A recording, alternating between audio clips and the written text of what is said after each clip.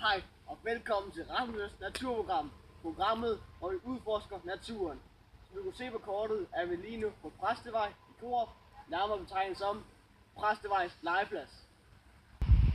I denne uge skal vi kigge på et biotop. Et biotop er, når man tager et lille område af natur og sætter sig for at udforske dette område. Biotop er et græsk ord. Bio betyder liv, og topos betyder sted. Hvis du går med denne vej, kan du se det sted, som vi har valgt at udforske. Dette er så vores natursted.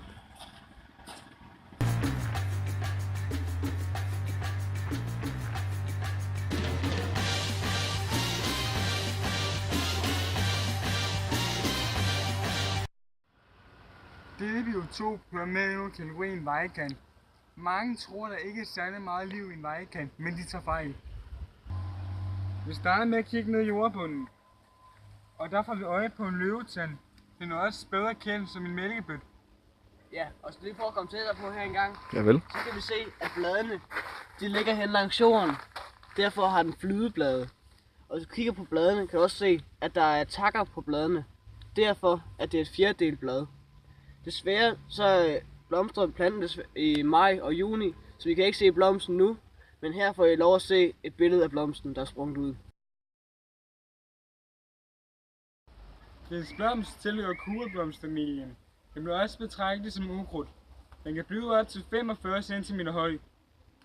Ja, og man kan kende løvetanden på dens takkede blade og den gule blomst. Den er udbredt i hele Danmark, og den spreder sine frø ved hjælp af vinden.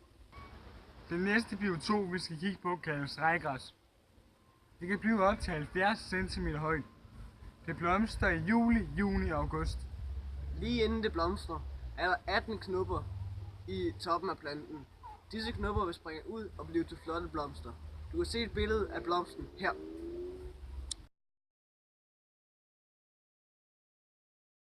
Inde i blomsten er frugten gemt. Rejgræssets frugt er nødder.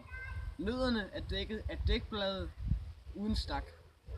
Rejgræs er meget udbredt i Danmark. De kommer oprindeligt fra Nordafrika. Det bliver brugt af landmændene til at lave hø. Dette biotop er en hyldebærbusk. Du kan kende på dens lilla bær og dens røde grene. Ja, og bladene de er flerstrengede, og som du kan se, så sidder de spredt ned langs grenen. En hyldebærbusk blomstrer i midtsommeren, og du kan se et billede af blomsten her. Blomsten har frie kronblade.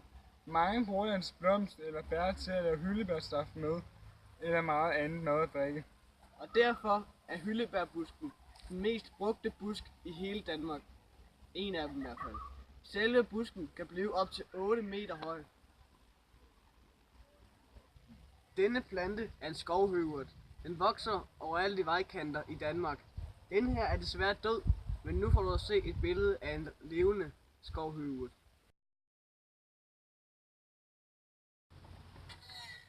Blomsten har frie kronblade, og bladene er flerstrengede og spredte ned langs planten.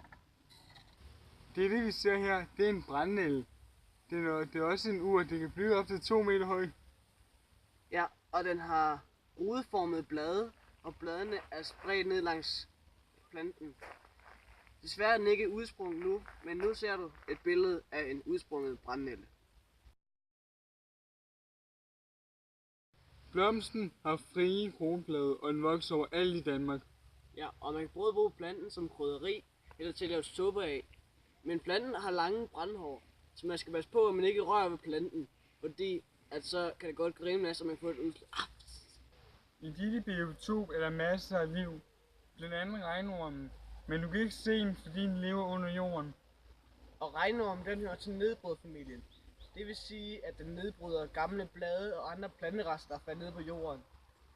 Til gengæld laver den så dejligt plantemuld til planterne, og den måde hjælper de hinanden, og det er en symbiose mellem regnormen og planterne. I vores biotop finder vi også snegle. Vi har fundet en her, du lige kan prøve at kigge på. Sneglen er et bløddyr. Den er også hermafrodit, hvilket vil sige, at den er både dreng og pige. Den kan derfor parre sig med andre og endda sig selv. Sneglen har op til 125.000 tænder på dens tunge. Den er også en del af naturens økosystem. Det vil sige, at den rydder op for nedfaldte blade og bær. I biotop kan man måle lysstyrken også. Et lysstyrke bliver målt i lux, og den app jeg har her kan måle hvor mange lux der er i vores biotop. Klokken er lige nu 11:15, og luxen varierer alt efter hvor høj den er, mellem 3 og 5.000 lux. Også edderkopper. Edderkopper der har 8 ben. De bruger planterne til at bygge deres spind på. Spindet fanger så insekter, og på den måde får edderkoppen mad, takket være planterne.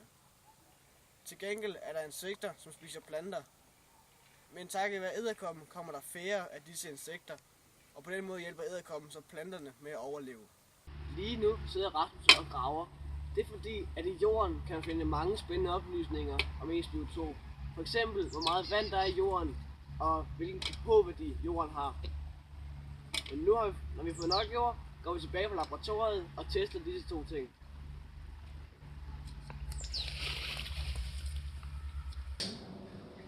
Vi er nu tilbage i laboratoriet for at teste jordfugtigheden. Vi har her 100 gram af vores jord, og vi nu prøver at fordampe vandet for at finde ud af, hvor meget vand der nu må det være i vores jord. Så jeg sætter den på her, og så Tænder jeg en tændstik? Så tænder jeg for gassen. Og så er vi i gang. Det her kan godt tage lidt tid, så vi springer lige det her over. Mens vi venter på, at den her år bliver færdig, tager vi lige en pH-måling af vores jord. Det gør vi ved at ved at tage en skibfuld jord af vores jord op i en trakt med et filter i. Og så strøver vi langsomt vand igennem, indtil der begynder at løbe vand ud hernede, til at vi har nok vand til at tage en pH-måling. Vi går i gang nu. Vi tager en dråbe ad gangen. Det kan godt tage lidt tid, så vi springer lige frem.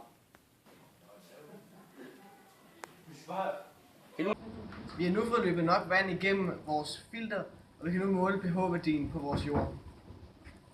Vi putter en pH-strips ned i og sammenligner med billederne her på. Hvis du kigger her, kan du se, at vores pH-værdi ligger på omkring 8. Vi er nu færdige med at afdampe vandet fra jorden. Som nok kan huske, vejede jorden 100 gram, før vi begyndte at afdampe vandet. Det er nu spændende at se, hvor meget jord der er tilbage. Som vi kan se på vægten, er der kun 68 gram jord tilbage. Så vi tager lige regnestykket nu. Dette stykke viser, hvor meget procent af jorden, der var tilbage til sidst. Det vil sige, at 32% af alt det jord, vi havde, er rent faktisk vand, så jordfugtigheden er 32%.